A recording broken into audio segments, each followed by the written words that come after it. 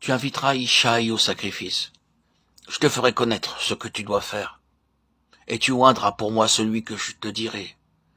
Samuel fit ce que l'Éternel avait dit, et il alla à Bethléem. 1 Samuel 16, 3, 4. Tout d'abord, le Seigneur dit à Samuel, tu vas te rendre à Bethléem. Là, tu trouveras la maison d'Ishaï. Tu lui diras que tu es venu là pour offrir un sacrifice à l'Éternel. Ensuite, je dirai à Ishaï de t'amener ses fils, l'un après l'autre. C'est ainsi que Samuel s'en alla, obéissant à ce que l'Éternel lui avait révélé. Ayant obéi, il reçut d'autres instructions par la suite.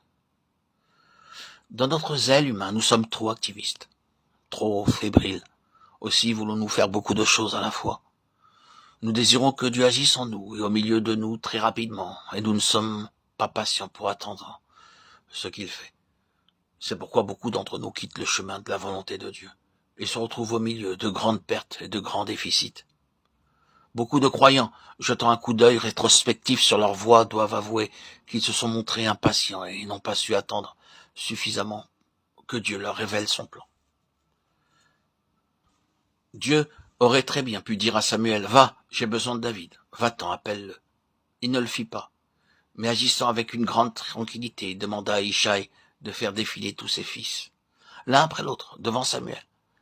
C'est ainsi qu'Ishaï fit d'abord avancer son fils Eliab, considérant son apparence, l'allure de sa personne, sa haute taille, sa carrure. Samuel pensa qu'il était certainement le personnage qualifié pour être roi.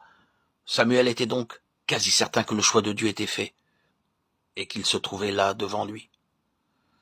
Lorsqu'ils entrèrent, il se dit en voyant Eliab, certainement loin de l'Éternel et ici devant lui. Et l'Éternel dit à Samuel, ne prends point garde à son apparence, à la hauteur de sa taille, car je l'ai rejeté. L'Éternel ne considère pas ce que l'homme considère. L'homme regarde à ce qui frappe les yeux, mais l'Éternel regarde au cœur.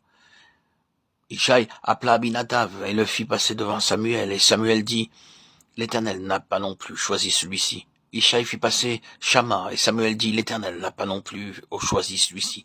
1 Samuel 16, 6, 9. Nous découvrons ainsi comment Samuel, dans ses vieux jours, dut encore exercer la patience, jusqu'à ce qu'il entende la voix de Dieu lui dire clairement, c'est celui-ci, c'est lui que j'ai choisi. Samuel savait ce qui se passe dans le cœur. Lorsque Dieu parle, il savait très bien discerner la voix de Dieu, lui disant dans le fond de son cœur, ce n'est pas lui, ce n'est pas lui. Ce principe est aussi applicable à chacun de nous. Si nous désirons vraiment être utilisables par le Seigneur, nous devons apprendre à discerner jusqu'à ce que nous soyons parfaitement au clair quant à ce que Dieu nous ordonne, nous fait savoir et nous dit dans nos cœurs. Dieu veut que nous appliquions nos cœurs à nous assurer de toutes les manières possibles que nous sommes bien dans sa volonté.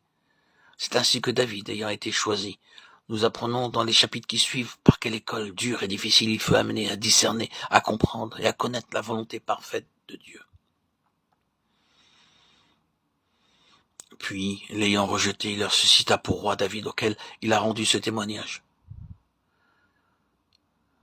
J'ai trouvé David, fils d'Ishaï, homme selon mon cœur, qui accomplira toutes mes volontés.